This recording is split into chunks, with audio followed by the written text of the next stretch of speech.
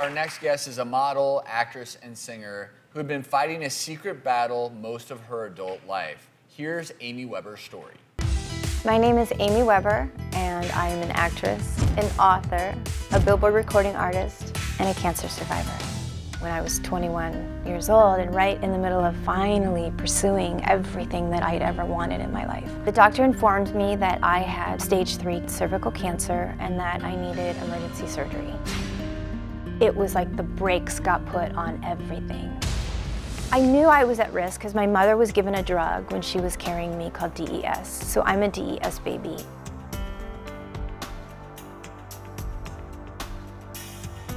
So I had my surgery 2 days later, and I went in, talked to my doctor, and she basically told me at that point that I probably wouldn't be able to have kids.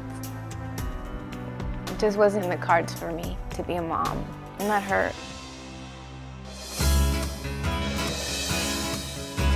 But we decided to go ahead and give it a go and see if we could try in vitro and see exactly what was going on with my body and if I had any eggs left that were viable. And we got 6 eggs, 4 fertilized. They put 2 inside and we were pregnant. We had twins.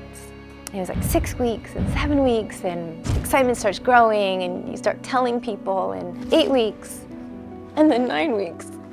You go in and the doctors just keep searching and searching, and there's no heartbeats. And they were gone. And then you don't know what to do.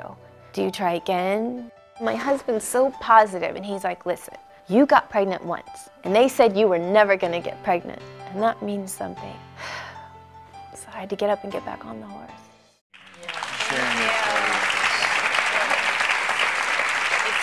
So important for women out there all over to hear your story. And when we first came on here, I was like, I'm so excited you're on here, not because you know, or DES baby, but because we had a chance to talk about this. And as gynecologists, this is a routine question we actually ask women about DES. And let's start with that medication, diethylstilbestrol. That's a medication that women were prescribed in the 1940s to 1971. It's a synthetic estrogen to actually try to get pregnant.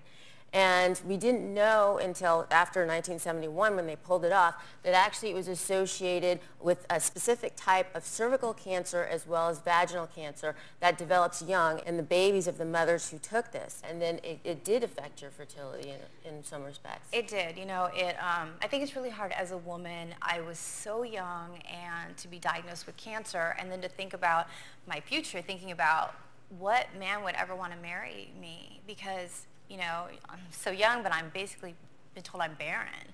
So what man, you know, doesn't want to have a family, doesn't want to have a wife that he can share that experience with? So it just left me feeling really like there's something wrong with me. And I always used to say, I'm broken.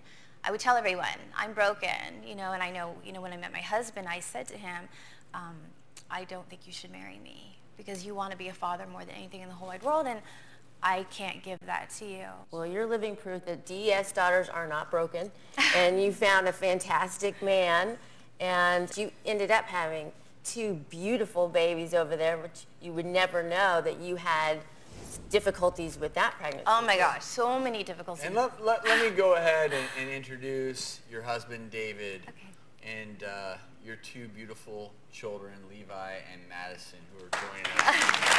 Because you didn't give up. You didn't give up. And hey, David. So they are living proof. Those are 2 great-looking kids. Thank you. And you guys struggled just to have them, but even once they were born, they were preemie and in the NICU, right? They were born at 2.5 pounds, and then all the complications, and they both had jaundice.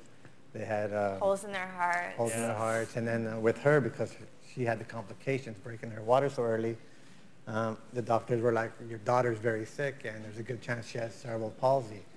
Wow. So just walking in the room. They had to restart her heart they tried 4 times to intubate her. Wow, they couldn't get her intubated, and then they had to restart her heart. Getting all that info so quick it was overwhelming. And then one of the nurses, her name was Susie, and she said, "Is that your daughter?"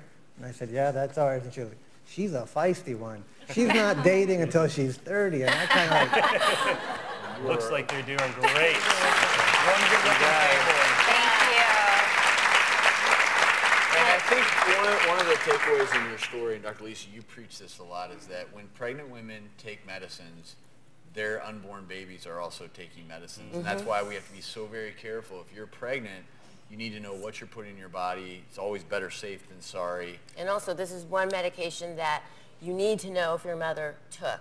Amy, thank you for sharing your story with us and sharing your beautiful family.